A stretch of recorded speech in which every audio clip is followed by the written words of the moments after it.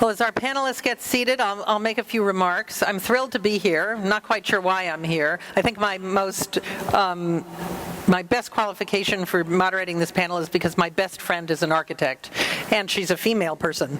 And I feel that not only have I provided her emotional support, but throughout good times and bad economic times, we've worked on a number of very small projects, and every one of them has been one of the most delightful experiences of my life. I'm also thrilled to be in the Building Museum, which is one of my absolutely favorite buildings in Washington, and I love coming to all the programs for kids, especially the egg drop. I don't know how many of you have ever done that, but that's when you have to build something that will aerodynamically let your egg travel from one of those balconies to the floor without squishing, turning into scrambled eggs. But tonight, we're going to talk about the recession and architecture and building and female architects and professionals, and I cannot tell you whether Barack Obama or Mitt Romney will be better for the building industry. I can tell you a lot of other things about them, but I can tell you that that architecture obviously is a very economically sensitive profession, even though we live in one of the most recession-proof cities in the country, right here, because as long as the government is busy, generally everybody else is too. But I am very interested in hearing what the panel says about regional differences. There's no doubt that architecture has been hard hit by the economic downturn, and women probably hardest hit in that profession. What I am also interested in hearing tonight is if, as we see some signs of growth and a little bit faster pace of the recovery, if you're feeling it and seeing any signs of that in your own work. I can tell you just from my work in journalism that housing is obviously, as you all know, a big drag on the economy, and that nothing the administration has done to fix it has really made much of a dent. Home sales are up, but prices are still falling, 4% down in the last quarter of 2011, and it seems like a month doesn't go by when President Obama isn't out there announcing some new program, whether it's FHA refinancing or the big settlement with the banks in February about foreclosures that have promised to give some kind of mortgage relief to homeowners. None of it seems to make much of a difference. Some of the things that we're going to talk about tonight is putting this economic downturn in historical perspective for those of us on the panel who've worked through recessions before. How does this one compare? And is it worse, better, longer? What kind of structural changes will it affect? We want to talk, obviously, about how women have been particularly affected by this economic crisis, and also if there are some opportunities that this period of retrenchment has created for the building professions, for architecture, and also specifically for women. I think we'll talk a little bit also about how best to cope with this kind of a market, whether it's in the public sector or private, and also talk a little bit about the changing priorities and values in contemporary architecture and how women contribute to that. So I want to start our discussion with those remarks, and what I'd like to do, I'm going to sit down with our panel, but what I'd like to do is ask each of the women here to talk a little bit about their experience in this downturn. We've got a journalist, we've got a big firm, a little firm, and a builder. So I think we're covering the waterfront. If you could each kind of introduce yourselves as you begin, and then why don't we start with Cathleen down at the end, and then we'll work this way. Talk a little bit about what you've experienced. All right. I'd like to say I'm also very happy to be here, and I'm thrilled to be in this gigantic room. But I like being in this little end of the room where it's a little bit cozier, but it's really, this is also one of my favorite spaces in Washington.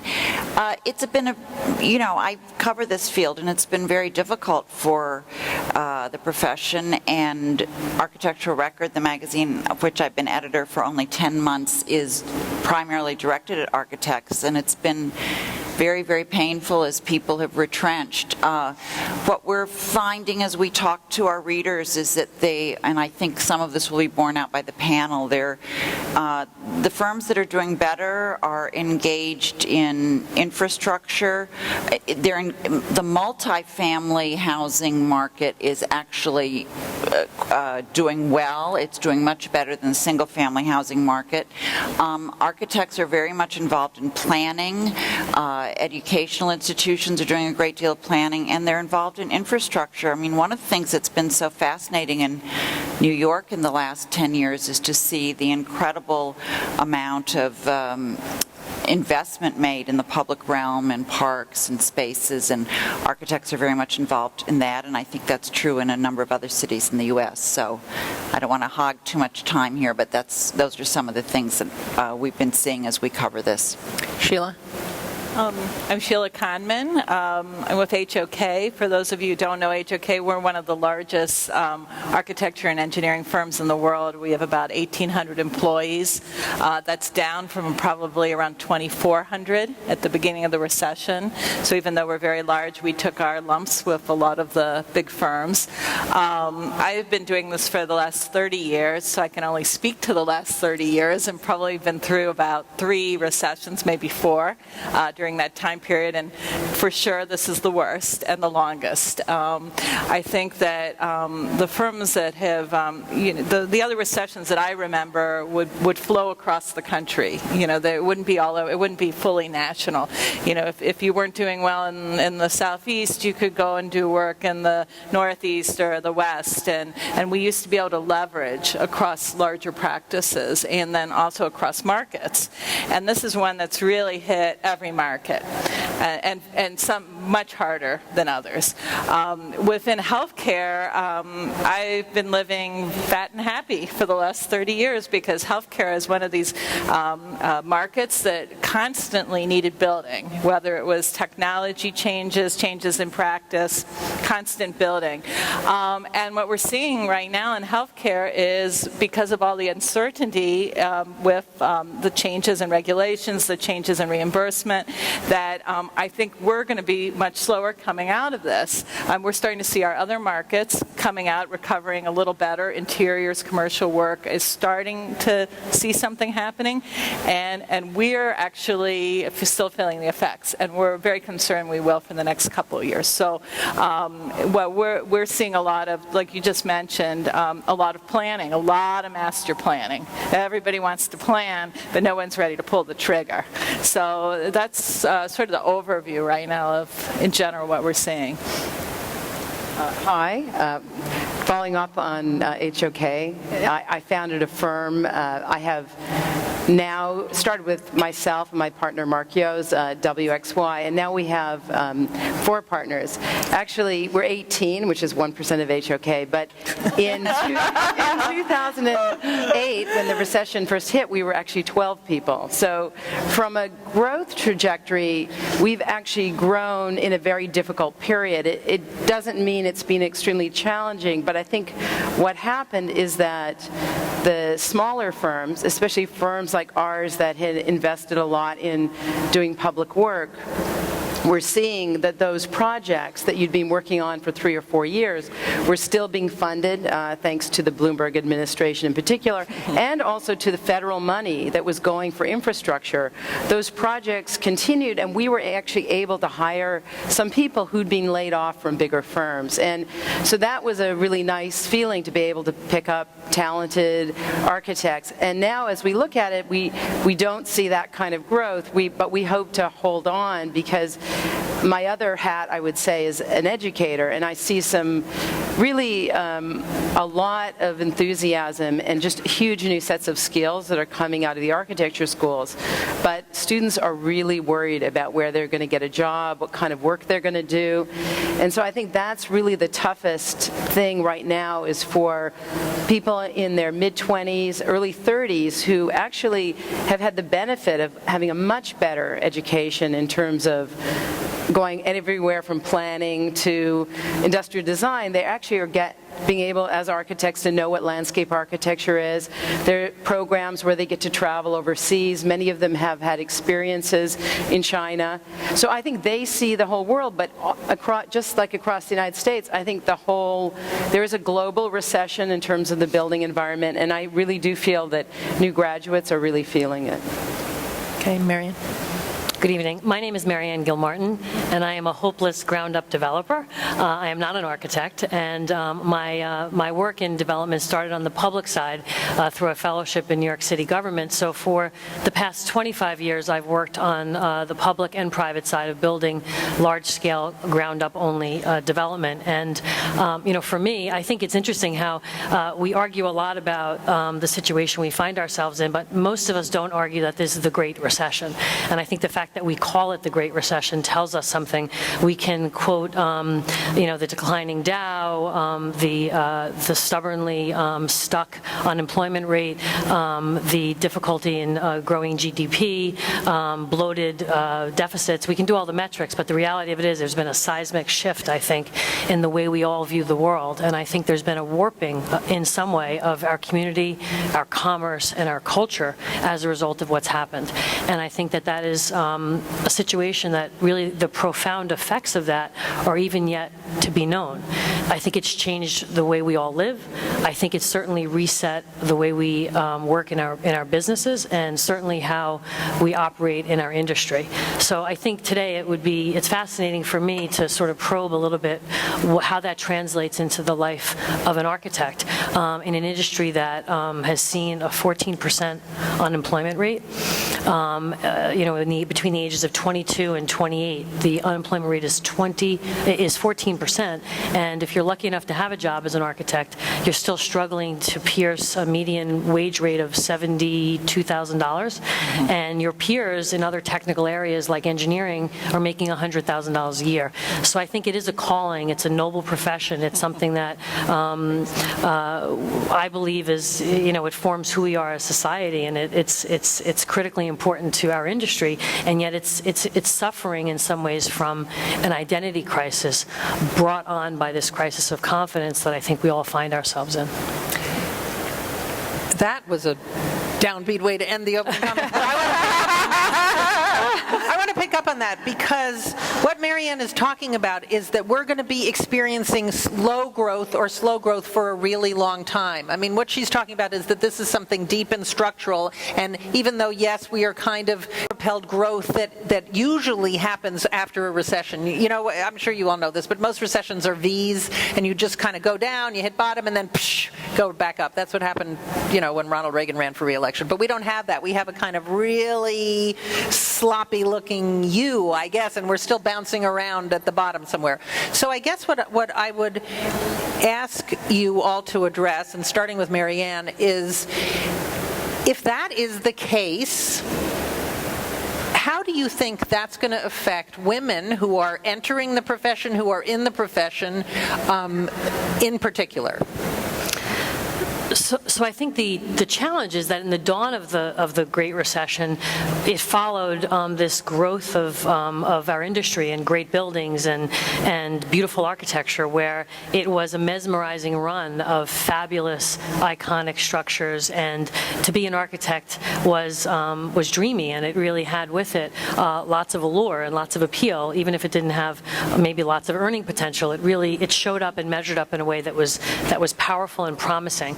And then there was this great cliff, and it was a brutal fall off of that cliff. I think the problem is that architecture was defined almost as a luxury.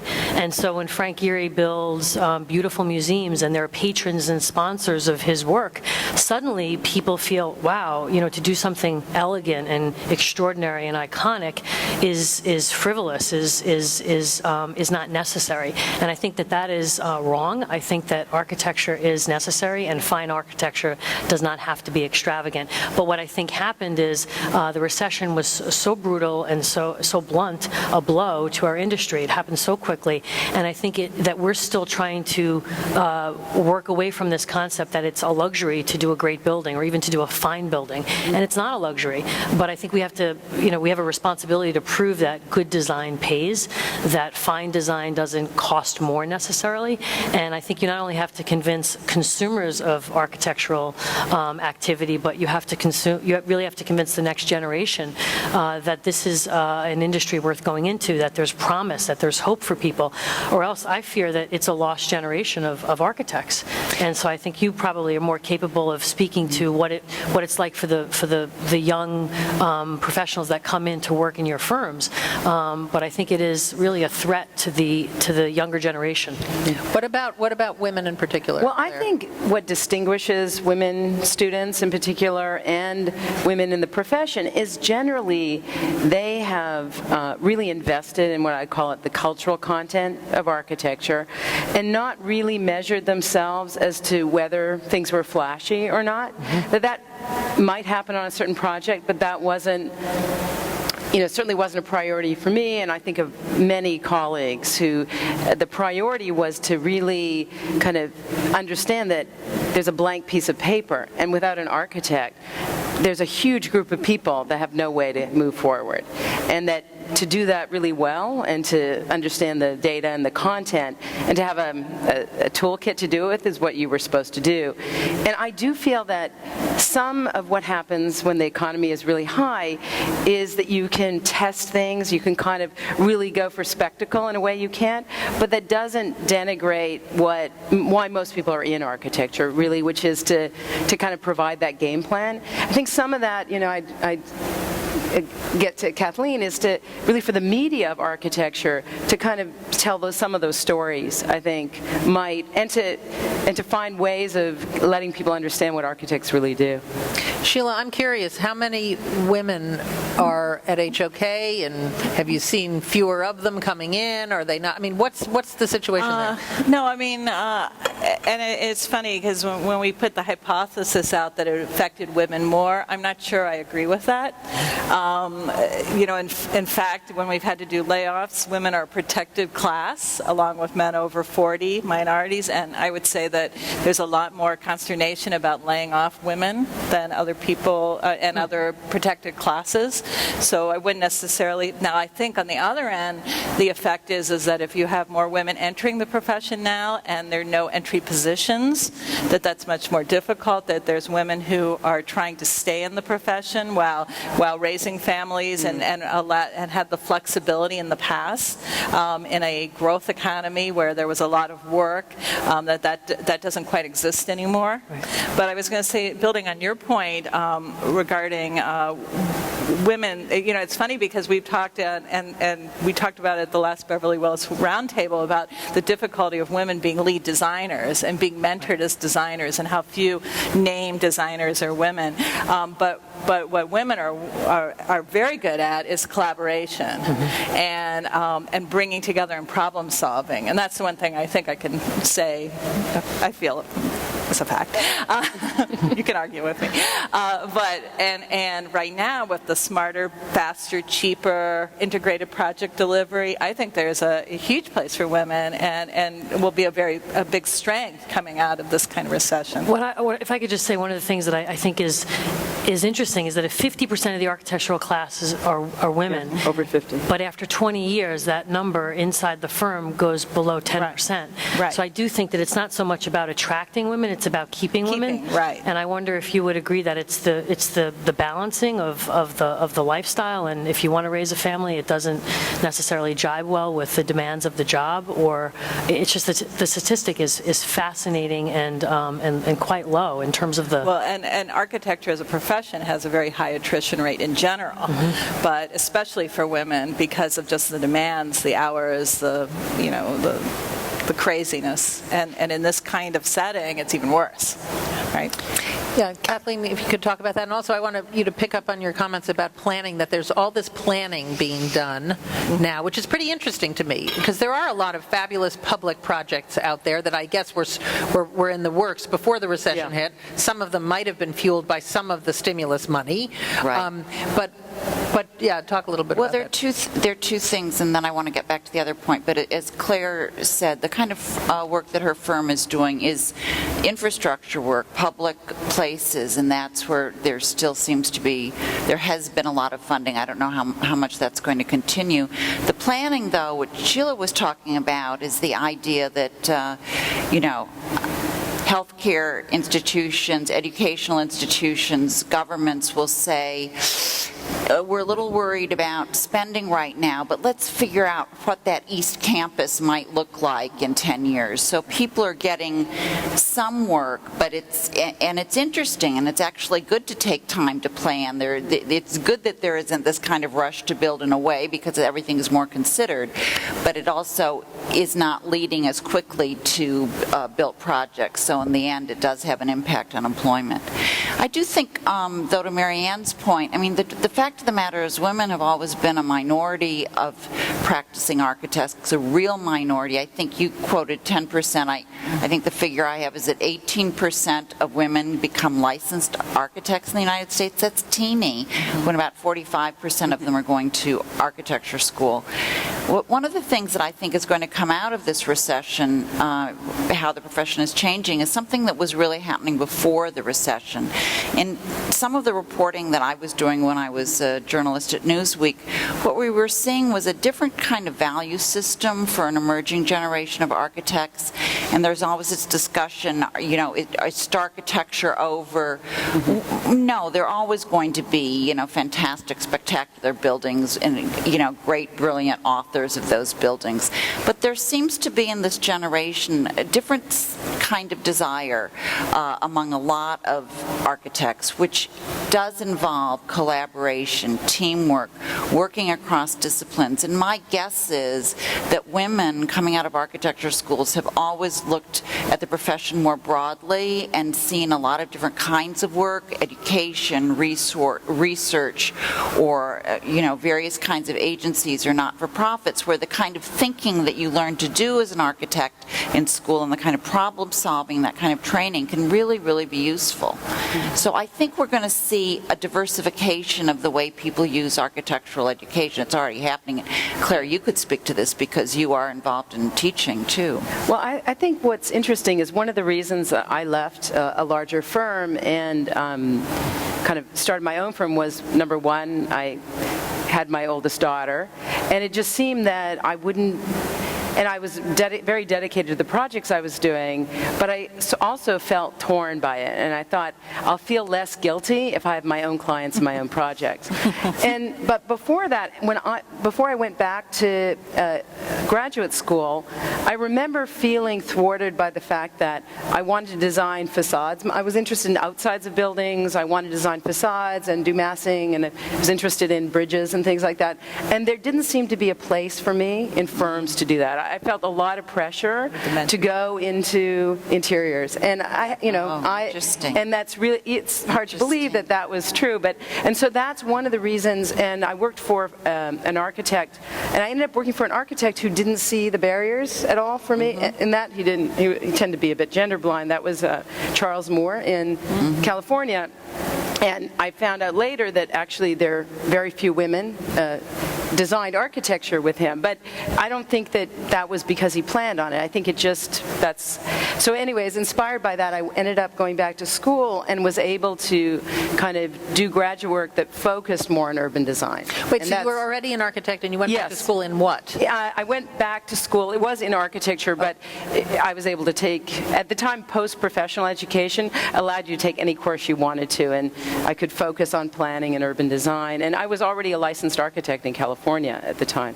So I think education plays a really strong role in allowing women to go through architecture, determine what it is, and then you can kind of reset things. And so I teach both at NYU Wagner School of Public Service. There are no architects there, planners. But I actually have a couple of students, one of them a man, who is an architect who's gone back to get his real estate degree and is taking planning courses. So there are many people right now, I think, that are reconsidering how helpful architecture education is, in fact, in doing many other things. And that I think I still come from the end of a generation where if you weren't designing buildings and putting your name on them, then you weren't an architect. But I think I see people in their 20s who see that if they're planning the development, they're as much an architect. I mean, I think it's a little bit more open a definition now. And Shelia, is that your experience? Do women at your firm end up designing interiors? No, I mean, I think women at my firm are in a wide range of different pursuits. I would say that moving up through the profession, those of us who specialized moved faster. Looking at, I mean, obviously, like I said, I think there is still a dearth of women who are high-profile designers, and I think that's because the way that architecture has traditionally worked is that to be a high-profile designer, you had to mentor to a high-profile designer, or a designer within your practice who would take you under their wing. That involves a lot of time, a lot of devotion that maybe doesn't meet that work-family balance that you're looking for. So most of the women I know of my generation, the ones who've gotten the farthest, either left traditional architecture to be clients. In a lot of cases, some of my best friends are my clients now, which is great, or became specialists. I'm a specialist. I'm a medical planner. I plan hospitals. And those of us who developed these kind of specializations then were needed and desired. And I think that that's something that I think that over the years, that's how women have gone farther ahead in larger firm settings. MaryAnne, I just want to mention there's somebody here who has like a hard-hatted Barbie. You were holding it up? Yeah. It's really amazing, but she's not a construction worker. She's like you. She's got the plans on her back and she has the hard hat and she's at the side. So how many women are there like you doing what you do? I can't imagine there are very many. There are not a lot of women developers, for sure, and I think that in some ways it's due to the gender-blind nature of my company and the fact that it is a meritocracy, and the fact that I was given the ability to run with projects. You know, you are really the sum total of what you've built, and I think that there was no hesitation in letting me give a run at it. I think the issue in my business is that it takes an awfully long time to do a building, and particularly in a place like New York. So to have built the New York Times building, to have built Frank Gehry's Spruce Street building downtown, and now to be building the NBA Arena in Brooklyn, for me, is one of the great fortunes of my profession, that I have a platform to work on that allows me to spend 7 years a building. And the question, of course, is always what will come next, and how will I possibly be as stimulated as I was on this particular building. And I think it's, in some ways, a great blessing that I've been able to move from building to building and opportunity to opportunity, because we learn by doing. And there is no way to learn how to be a developer but to do it. And you have to be given a wide berth, and you have to take risks, and you certainly have to have a certain skill set. But it is one of the finest jobs in the world, because you do work with so many different disciplines. So I think it is a profession that in my group, the majority of the people that work for me are women. Oh. I think that we are slowly but surely changing the face of the industry. In New York City in real estate, the brokerage industry is already an industry that has lots of representation by women, but in the hardcore building trades and development world, it is still very much an exception. Often I do look up in a room and there are 25 men, white men in suits, and I realize it, but don't necessarily think about it. I don't think of myself in terms of gender, but I do think it's remarkable how few women have been able to run development projects and run development companies.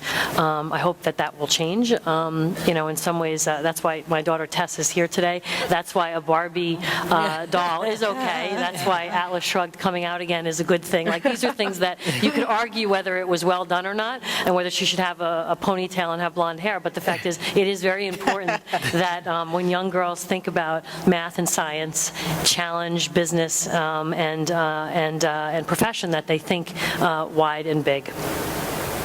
What I was just going to say is that where I can remember even 15 years ago there being a question about, should Sheila lead the project because will they be accepting of a woman? Now, more than not, and especially in healthcare where a lot of the CEOs now have come from nursing backgrounds and we see a lot more women, now the question is, do we have enough women at the interview to reflect our client? So, I mean, as the women more and more are taking the leadership roles, the architecture firms have to reflect that because we want to win projects. And so then suddenly it's more desirable. That's interesting. That's really interesting. I mean, that's about, healthcare as a profession in architecture. Go ahead. I think that's true across the board, actually, that in general, I think that women are more active in developing projects in different roles. I think that it could be, though, that some of the much larger projects, I never see women contractors out there. Like, for example, one project that we're working on, which we're co-architects, is a very, very large sanitation garage. It's about $330 million, and I haven't seen a single consultant, any of the subcontractors, not a single woman at the table. But the project manager and the co-architect for that project is a woman, and she's running the whole project. So I think, in a way, maybe architecture is ahead of the construction industry, and that will slowly change with the construction industry. They're a great job. A couple of students I've run into who are construction managers, though, and are running very large jobs, and they came out of architecture school. And when I first taught at City College, I noticed a lot of those women are now in construction management. Interesting. And what other things do you think are going to be lasting changes for your profession when we come out of this? But what are going to be some lasting changes?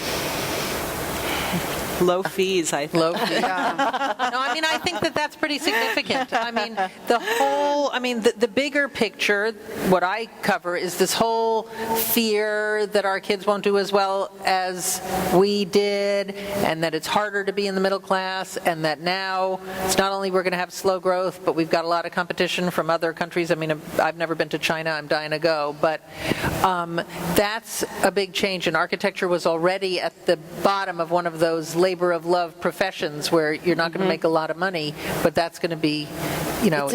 It's a very strange thing. I'm not trained as an architect. I've just been covering it for a long time, but I've never heard an adequate explanation about why architects aren't able to make their profession as valued as lawyers. The licensing exam, which is really a disgrace. I'm married to a lawyer.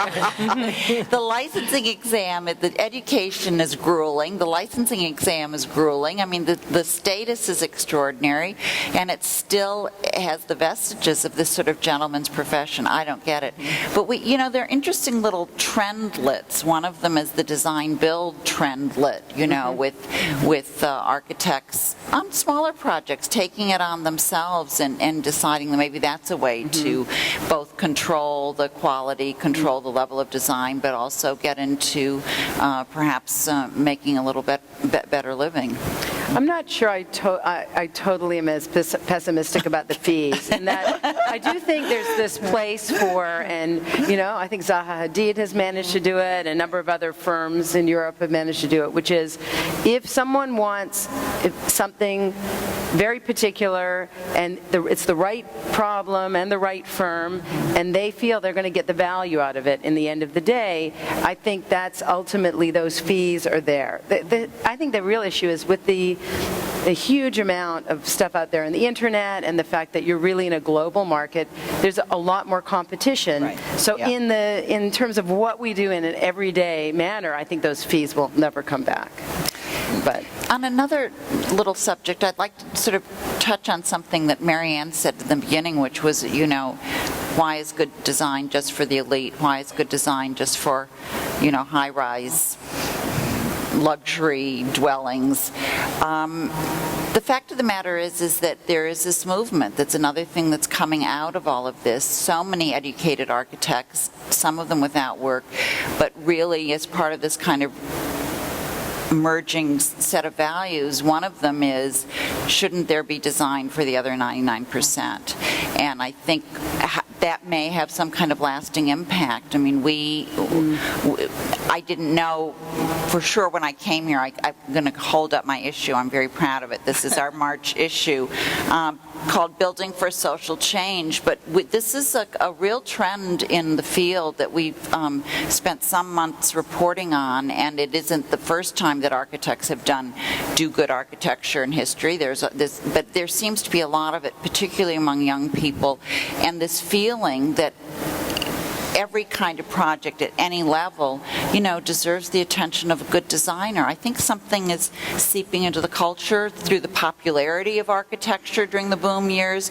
that may have a very positive lasting impact. Well, sustainability also. I mean, the whole idea of sustainability, and I mean, I think when I talk to young architects, that's something they can really grab hold of. And if I could say that technology, which is a whole discussion, really that plays into this notion of what will change forever, and what technology does to liberate the profession and allow us to do things along the lines of what you're saying. So, we have a small obsession in Brooklyn with this very topic of affordable housing, and it's born of necessity. It's born of this idea that with all of these declining metrics, construction costs in New York are still very high.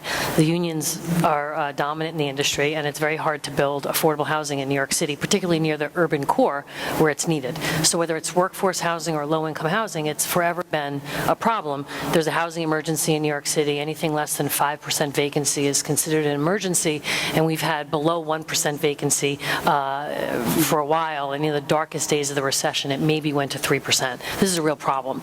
So born of the need to build high-rise construction on a project that has land costs, union labor, and density, they don't necessarily all go together in my world. What do you do?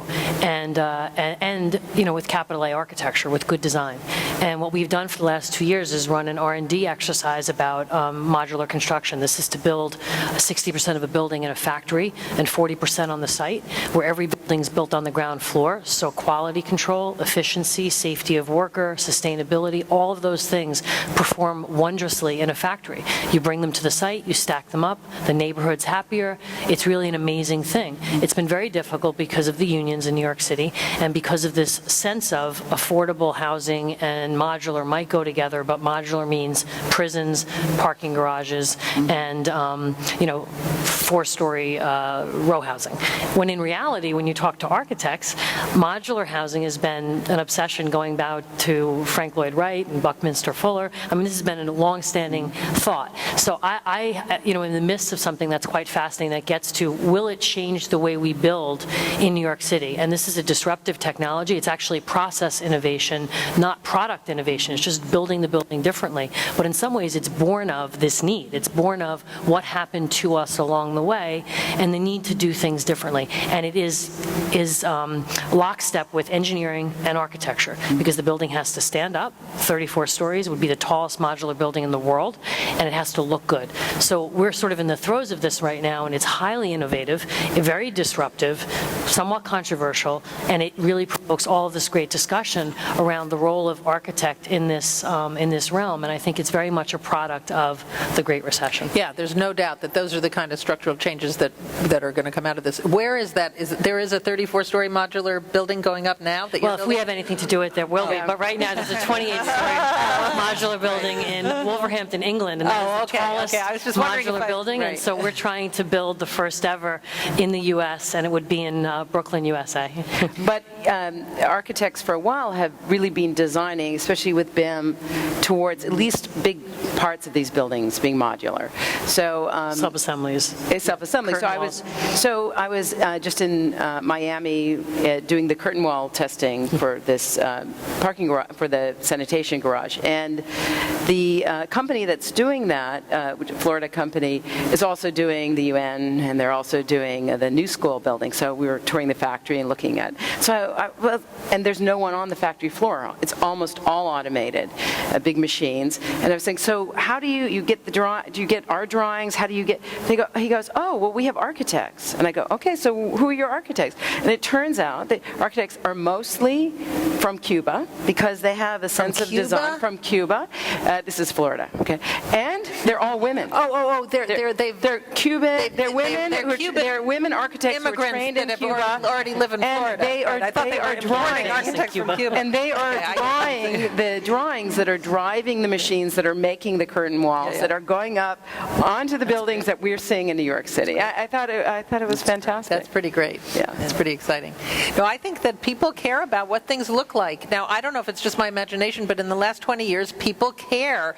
You know, architecture and design and just the interest in simplicity and mid-century design and all of that seems to be driving this, and that it's affordable and simple and everybody can do it. And of course, there are cliches in every kind of trend, but it's generally good. I just wanted to ask every one of you, we're going to open it up for questions pretty soon, but there are a lot of young people here, and I'm sure when you hear architecture in the Great Recession, like, gee, how can I get a job? Is pretty So what would you say to a young woman who wants to go into this field?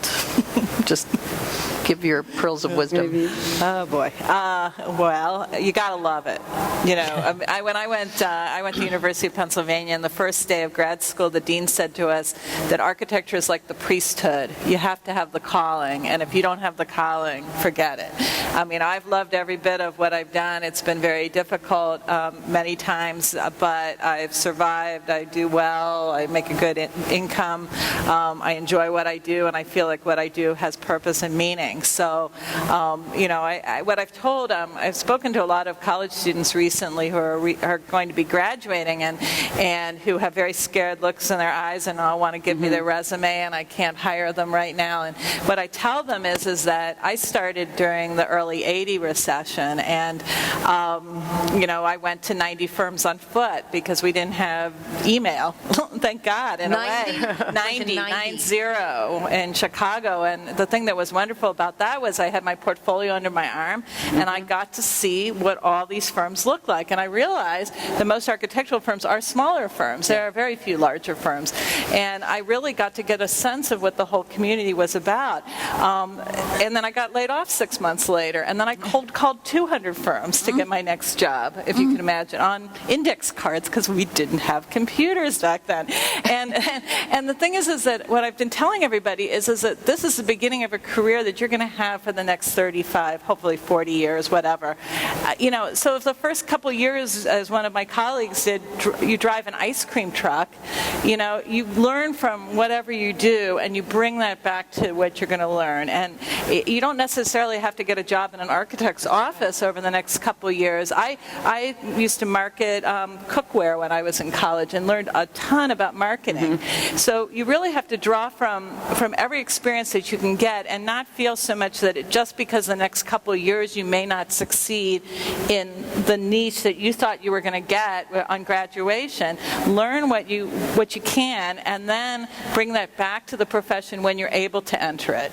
And then hopefully you'll be there for the next 40 years. This has got to meteorate. It may not be as quick out as you mentioned, but there's going to be building. You know, it's going to happen. And if you love it and have the passion, you'll do it. I remember I got my first job. There was a huge recession in Canada, and I just went to Buffalo, and first plane out was Los Angeles, and I got a one-way ticket. But place to go. There was, I didn't realize it somewhere else. Exactly. Well, I didn't realize that people only drove, so I got on the bus with my portfolio, and I just went to a building, and it turned out that the person saw the portfolio, was an architect, happened to be working on the Seoul Olympics, and offered me a job because they were desperate. So you can never tell when you're going to be offered a job. So keep drawing, I guess. MaryAnne, do you meet young women who say, I want to be you when I grow up? So, just on the architecture topic, the New York Times in January did an article, and it said, if you want a job, go to college and don't become an architect. That was the headline. And it had all the metrics about the unemployment rate, the lack of ability to find a job, what you actually earn, how your peers in the same industry or earn so much more. So it's quite depressing, and you don't want to drive a whole industry of talent the other way. So for architects, I would say that, architect as builder, architect as developer, architect as innovator is an important thing to remember, because the convergence of architecture with commerce, technology, finance, planning, that's what's happening. It's all becoming, my space is your space. And I used to laugh that with developers, some architects, it's like crossing over to the dark side to work for a developer. And, you want to do it because, it's a client, it's usually a pretty good gig, but it's scary because, they think we eat our young. Never go back. And, you learn through the process that that's not really the case. I'd like to think for our firm it's not. But, even Renzo Piano, there's this fear factor because it's really a patron world, and now that's all changed. And so, we're very friendly with lots of the big named architects, because it turns out that if you treat them as partners, and this idea that the architect is partner, it's not a vendor relationship, it's a collaboration. And, I'm very proud of that. That is, one of the things that I consider one of our company's strengths is that we're a very large developer, and it's a tough business. But if you ask any of the architects with whom we've worked in the last decade, there's a profound respect for that partnership. And that's how you get, the building we built downtown through the Recession built. That's how Spruce Street's built, as a great icon and one of the finest skyscrapers to be built in this century, according to the New York Times architectural critic. It's done because the architect is the partner, not a hired for-gun service. And what would you tell young women who want to go in to become a developer and a builder? So I always say that it is a great job. I understand the appeal. I like to think that there isn't, that you can sort of have it all. I have a secret weapon with my partner, my husband, has allowed me to do what I do, but it's the platform. It's the ability to be mentored and to build. If you're a developer, you need to build, and you have to find a way to actually do that, and it's high barriers to entry. So it's this great Rubik's Cube, and so you've got to be able to keep a lot of stuff in your mind. So I always say it's not for the faint of heart. You have to have a hard hat and a very thick skin. So it's really not for everyone. But if you have it in your veins, and that's kind of what happened to me, I realized I was, good enough at it because it kind of brought out all of the strengths that I have. But it's really got to be something that becomes you, because the sense of urgency around my business is everything. Because time is money and time is death, and you've got all this work to do in a very small period of time with lots of dollars at risk. So I think it really is the kind of skill set and personality that aligns well with my business that makes one good at it. And it's probably less a calling, it's more a profession. It's not as noble, perhaps, as the... I don't know. Without you, none of their stuff would see the light of day. Kathleen, do you? Well, I just think it's a fascinating discussion, but I really do think that in some way architectural education has always been a cultural education, and that there's so many different ways that you could take that. And I think, women are flexible, and I think the possibility of doing all different kinds of things with an architectural education, to your point, trying things, bringing things back. I had the pleasure and the honor of spending a year at the Harvard Graduate School of Design in the early 90s on a fellowship, and met a lot of wonderful women students there. About half of them were women. And then last week in London, I just met one of them from that class, and she's just had a really interesting path and is in urban design, and she's running the design part, the architects who are going to recreate the Olympic site post-Olympics. It's a huge development project, and I just thought, that's so neat. I just remember when she was a kid in the studio staying up all night, for her project. But there's so many rich possibilities, and I love what Sheila said. It's only going to be a couple of years of driving the ice cream truck. And he said that he learned everything about marketing from driving an ice cream truck. So, I'm wondering if we have questions in the audience. We can bounce off some of those. We have microphones if you just want to raise your hand. We'll come to you. Over here. Hi. I actually have a question from somebody on Twitter. This is from a fan. Her name's Melissa Daniel, and she has a question. Is architecture ahead in construction consulting, construction/consulting when it comes to women in the profession? Is architecture ahead of construction and consulting when it comes to employing women? So I'll just say that in construction, what's interesting is we have very close monitoring of the employment of construction workers, workforce employment, and then contract employment. And to your point, it's rare that you'd see a woman running a contracting firm necessarily, but and the challenge is women-owned companies more than, in fact, minority-owned companies. So, for example, we have a 10% goal for women-owned businesses, and we often can't get above 6% on a billion-dollar arena. And it's difficult. And so it's actually quite interesting how still with women in the contracting and ownership of businesses, it's quite challenging. Workforce composition on a construction site is nothing short of remarkable. The numbers still need to continue to go up, but to walk around a construction site and see the number of women, diverse women, and sometimes it's particular trades. It's not that it's reached through all the trades, and it's quite fascinating how you'll find the preponderance of women in certain areas of construction and not others, but you still see women on a construction site, and you see it in a great abundance if you have contracting requirements that frankly force that on the folks you hire. So I think the industry's come quite far. I think it still has more to go. I don't know in terms of the numbers, where those percentages line up with where the architectural industry is today.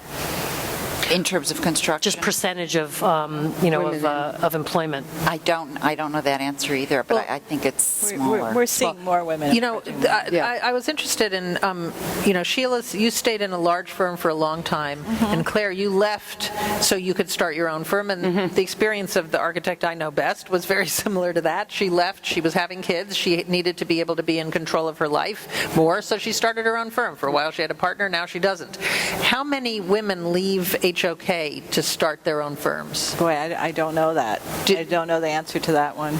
Does any of my colleagues in the audience know that?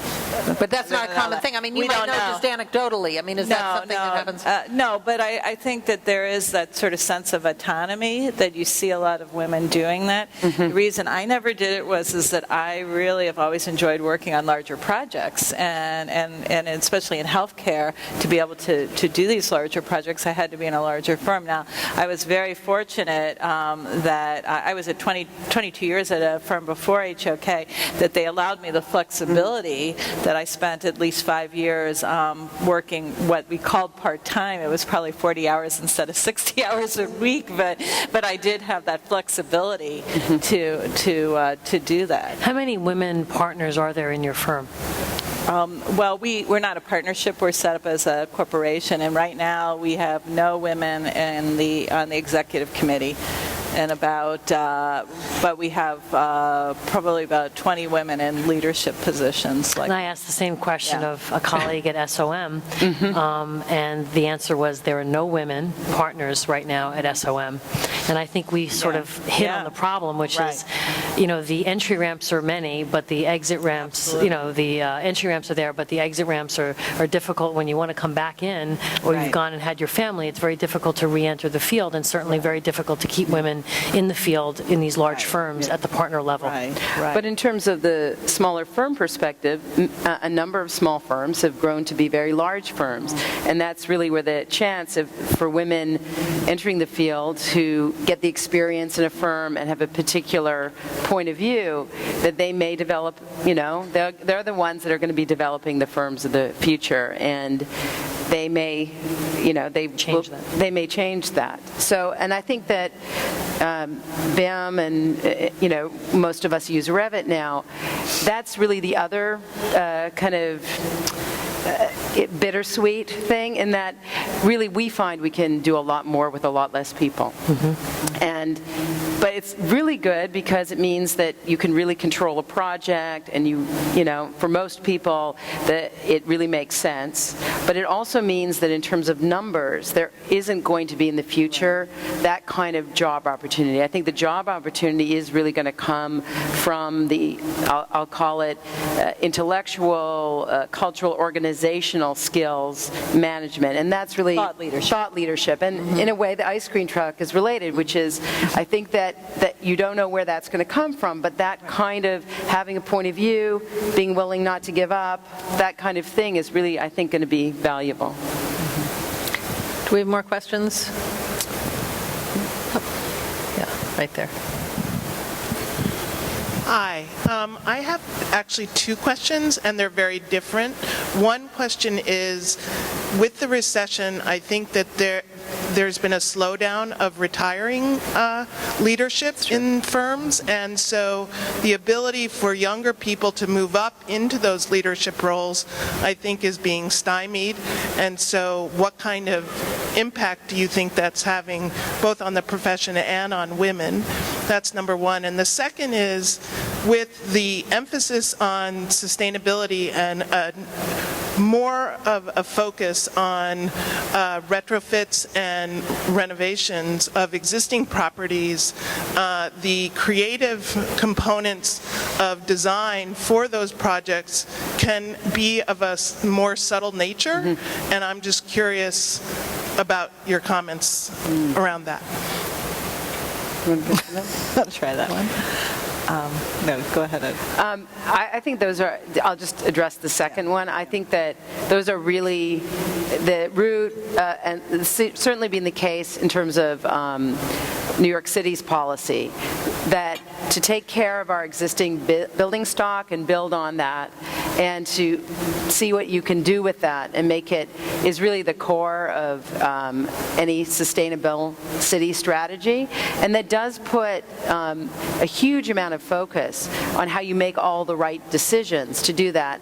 And I think that is a huge opportunity for women who are really engaged in kind of their own neighborhoods and cities, and because it does require a level of detail and commitment to do it. But I think there's a huge amount of work to be done, and that's really, I think cities are making investments that way. And it doesn't necessarily require, they can be very big projects, and yet I think it's not only going to be the large firms doing projects like this. But the question about whether, first of all, retirements, whether that's kind of depressing the job market, but also, does retrofitting and renovating offer as many opportunities for employment as building from the ground up? I can't imagine it would. Oh, it could. It does? I think it does. Okay, well, that does. Yeah, I mean, very there's a much so. huge, I think that actually requires a lot of work by architects. I guess one of the things I was deeply questioning is whether the firm structure is going to survive the Great Recession in a lot of ways. I mean, there's been a huge amount of consolidation of firms into large multinationals. Firms that are small, there's even more small firms now. It's very competitive. And mid-sized firms that got the squeeze from both ends in terms of pressure. So the question, I think, is, in light of the fact that architects can't retire because the fees aren't there, and they can't, that in a lot of ways, I think that it's not obvious yet what the answer is. Yeah. Well, And the our firms seismic can- shift, right. I think, in Yeah. terms of people's retirement plans. I mean, it doesn't matter what your profession is, the whole game changed for so many people that they may have thought they would be out, but now they're not able to step away. And I don't know if mandatory retirement for large firms are a feature. Not at our firm. If you saw Gio Obata, who's still working in his 80s in the St. Louis office. illegal. So, yeah, you can. It's illegal? Well, law firms have it. I mean, I don't know that maybe it's Architects work till suggested. they're 100, as far as I can tell. Architecture is a late-blooming profession. Right, I think Nobody you looks peak at, listening Thank to the goodness, 70-year-old. 70. Right. No, but I was going to say just in general, because there's less opportunities for everyone to move up. And one of the problems we have is that we would typically be hiring new young blood that would be the ones staying up all night doing all the the entry-level work to allow our teams to start take on more and more responsibility and moving up. And since we're not able to hire those people necessarily, or we don't want to lay people off just to churn and get new blood, that there is less movement in general, I would say, right? Are there knowledge gaps because of technology in terms of, the older generation and the bridge between technology, the native? You're looking at a knowledge gap right here. Yeah, I'm just wondering how the firms handle that's a whole separate discussion that we can have. I mean, obviously, the best trained technologically are the students coming right out of school this month, that really are the best and know the best and can work the fastest and understand what the technology can do, and they're being managed by people that were not trained and know a lot less than they do. So there is a gap there. But already. that's really interesting, because what MaryAnne is talking about is how this innovation, that's what's necessary now, and that's one of the big kind of revolutions that's happening at the same time as there's less opportunities for the people who can do the thing that you're saying is the most needed right now, who can figure out how to build things modularly or improve the processes. And where did those people go? Well, I think in a lot of cases, people form their own firms, they form collaborations. Yeah. A lot, we collaborate a lot with many different firms on a lot of different projects, and that's a very different model. You can kind of form a large office with 3 or 4 firms and do very large projects, and that may be the way of the future. At least it's currently the way you're able to do that. Well, I think it means small firms can compete, too. Yeah. I think the fact that these smaller, younger firms can be really nimble and can compete for some of these jobs and makes this going out on your own kind of possible. But I do think the people nearing retirement who get laid off, who are in their 50s and 60s, they can't get back in. They are the ones who are really not trained. A 40-year-old is still, is completely conversant, can learn.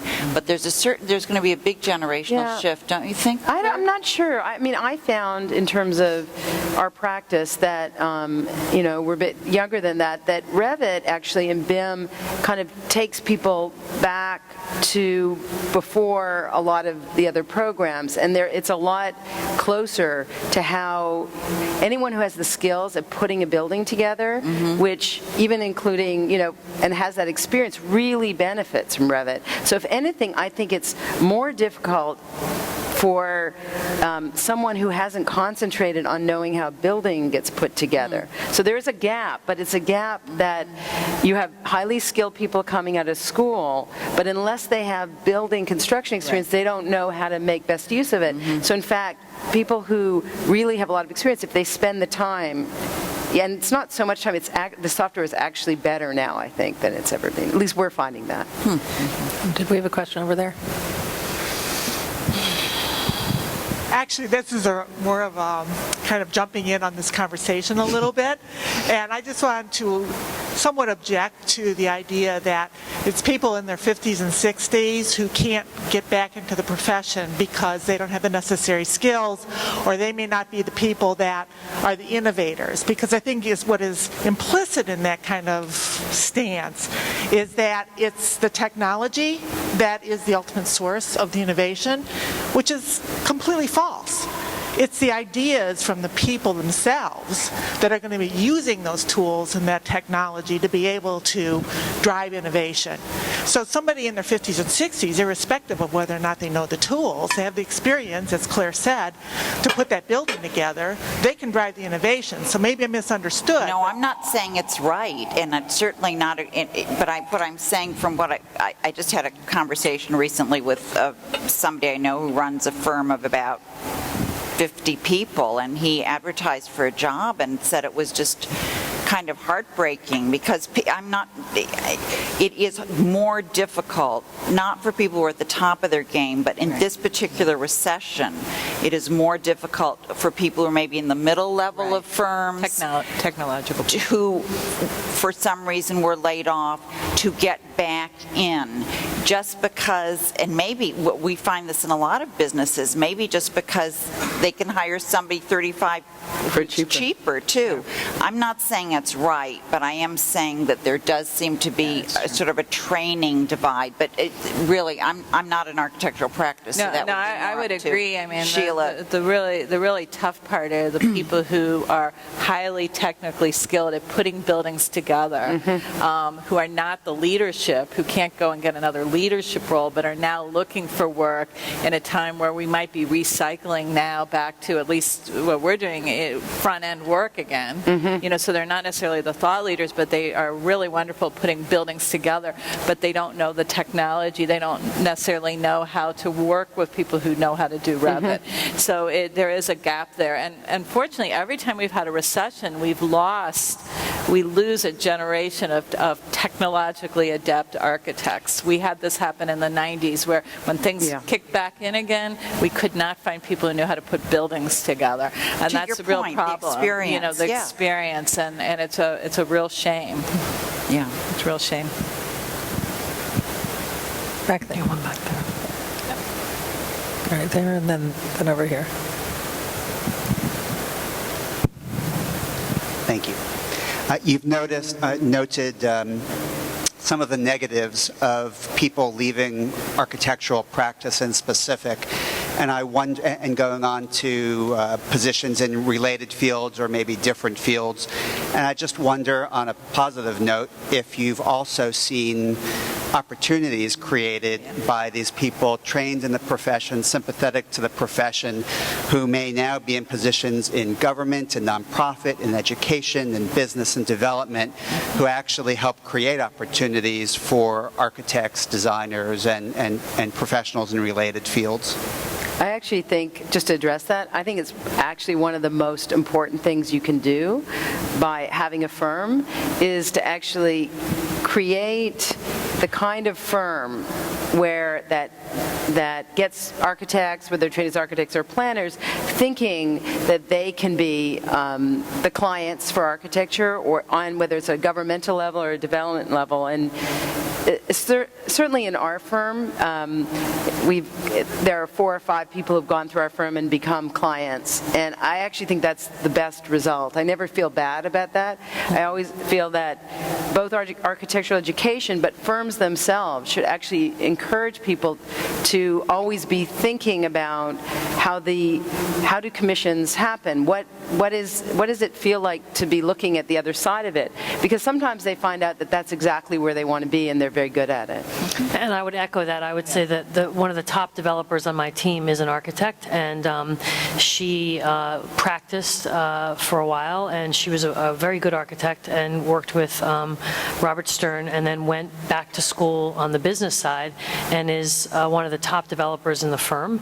And on the design and construction side of our company, where they're managing the construction work on a day-to-day basis, we have a handful of architects within that area of the business, and again, are among the finest high-rise builders in the city in our firm. And so I think it really is true that an architect makes a great developer, and an architect makes a great leader within a development company. I mean, it's a little bit of the fault of our schools that still, in a lot of ways, tell architects and the education being all design-driven and not dealing with things like business and marketing and all the other aspects that you have to be involved in and could be involved in either within the profession or outside of the profession. You're led to believe that this is the only path as an architect, where so many architects are in other professions and are also doing different aspects of the building profession. So there's really, I mean, that's I think it's the great thing about architectural education is that you're able to do that kind of critical decision making and collaboration and thoughtfulness and apply it to other things. Peggy? Okay, back there and then up front. Okay. Hi. I just want to tell you how wonderful it is to hear from all of you. It's a really wonderful evening, and thank you to the Building Museum and the Foundation for bringing you all together. I'm from San Francisco, and we've been talking a lot about the whole issue of women in architecture, especially after Architect Barbie sort of hit the streets last year. And Maybe that's who that was. Yeah. Well, that is Architect Barbie? Oh, I didn't even know. Yeah, you should definitely have that. And one of the issues that we've been really grappling with is a really provocative one, I think, and I'd love to hear your thinking about this, which is, do women, because we are women, add something to a design team that only a woman could add? What do you think? I think so. Well, and we've talked about this a little bit, that, all of us bring different perspectives to whatever we do based on our background, where we're from, how we were raised, who we are. And the more diverse that you have in the workforce in general, not just women, the more ideas that you're going to get and how much infused. If you're just going to be a white middle class, middle-aged male environment, you're not going to see that kind of diversity.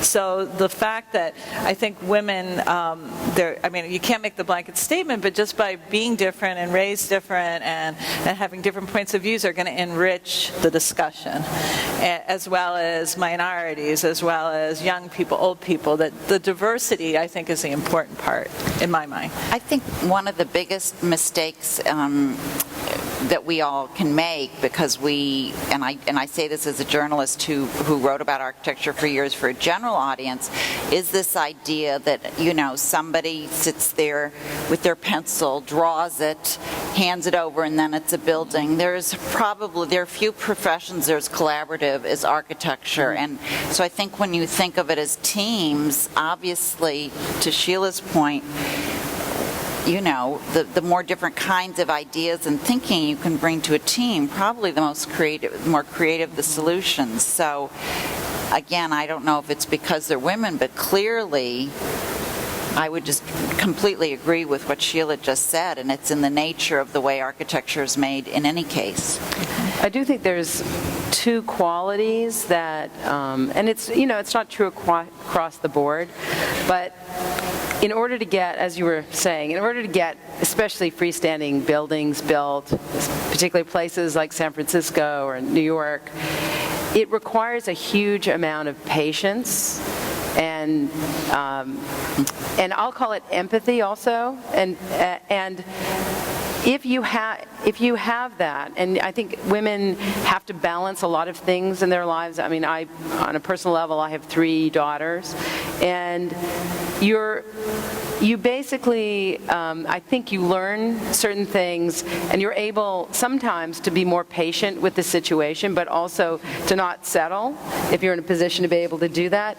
And I think, therefore, you can be a real model for various people, including men, on projects who may be willing to give up and you're not going to. So I think, if anything, women have a unique leadership position, and I think men appreciate, in current state, having women lead and be on teams, because I do think somehow it makes for a balance and a more well-rounded project. But in general, on projects I've been on, the women tend to be the ones who are not going to give up on a project.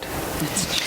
So for me, I agree with everything that was said. And then for me in my business, if it's not the object of beauty, if it's not the isolated icon, and it's the building in the public realm in the city, which is what it is, when you talk about a development, then I think that it is, in many cases, the women in these cities that are knitting their lives together and living and working and balancing and thriving, or trying to thrive in these settings. And so I think we bring so very much to that conversation and that process.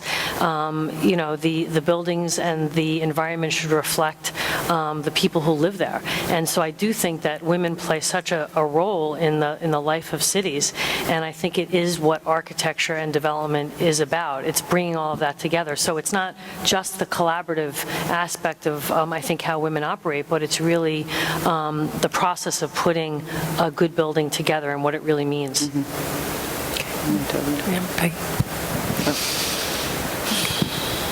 That probably was a better question to maybe end on than this one. But I want to put together a couple of comments that were brought up and maybe pick an argument here. Kathleen, when you were suggesting you don't understand why it is that architects haven't figured out how to make themselves indispensable and be valued the way that lawyers are, and then when I hear the responses about what one should look forward to in choosing an architecture profession, and it's described as this noble thing, it's a life calling, I think that's the problem, which is I do think that in some way we think of architecture as something that is out of the workforce, doesn't have to do with labor, and because we don't think of it that way, we don't actually argue for better conditions. Labor conditions. And I think that's a problem. And I think that has to do with a number of different things. I think that has to do with not admitting that we're a service industry, we're artists, we're authors, but we're not in the service industry.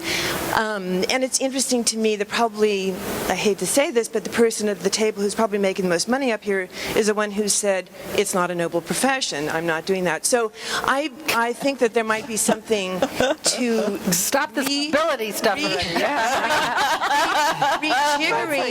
Rejiggering what it is that we think we actually do and valuing it not for its nobleness or its artistic value, but because of what we're doing for social good. Well, I think I think that's true that unlike other countries that actually have unions for architects and that labor conditions are very clear, and which would be wonderful, but being that we are in the United States and I'm from Canada, so I'm slightly biased, that I think if you are working in, just like being a public interest lawyer or being an architect that does mostly work, for example, the public, you do, when you go into a certain aspect of architecture, you understand if there's not a huge profit-making motive, then your salary is not necessarily going to reflect exactly that. On the other hand, the opportunity about being a leader in a firm is you can set the standards. You can set maternity leave. You can look at what your fees are. You can look at very clear ways people can move up. And I think that's really the opportunity, is that you essentially have an opportunity as an architect to lead by action, not words, and say, well, I think this is the right way to do it, and we're going to do it this way. That is much harder, I think, to do when you're working in a larger corporate firm. But many of us in architecture kind of are able to control our own fates. Now, it may not be highly profitable, but on its own terms, I think it's important that it's considered real work, that I have a problem with the sort of work for free idea, that I think it's fair in terms of work for the 99%, that's also real work. It's not a different kind of work. Right. And so the question is how us as a society can support more architecture for more people.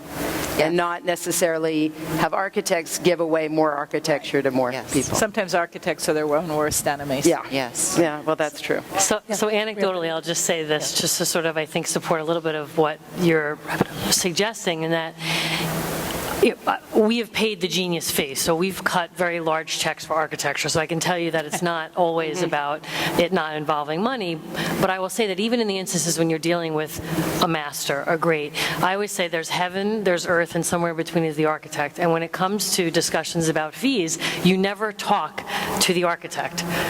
You just, in this instance, there's always somebody in the firm, and it happens to be in the design architect realm, in my experience, a non-architect whose job it is to negotiate the fees for the architect. And it's one of those things I found fascinating, because in every other instance, in every other aspect of every other consultant or partner that we were involved in, when you got to the discussion about money, the principals were at the table because you're talking about money, and usually it has a couple of zeros attached to it. So in this instance, remarkably so, in all of the different professions in which I deal, it's always different when we get to architecture. I think that's a pretty great and provocative way to end this, because we have run out of time, but this has been really, really interesting for me, who's definitely not an architect and hasn't ever paid the genius fee, although I would like to pay her a genius fee. But thank you all for coming. You were a wonderful audience, and thank our incredible panel for sharing with us tonight. Thank you.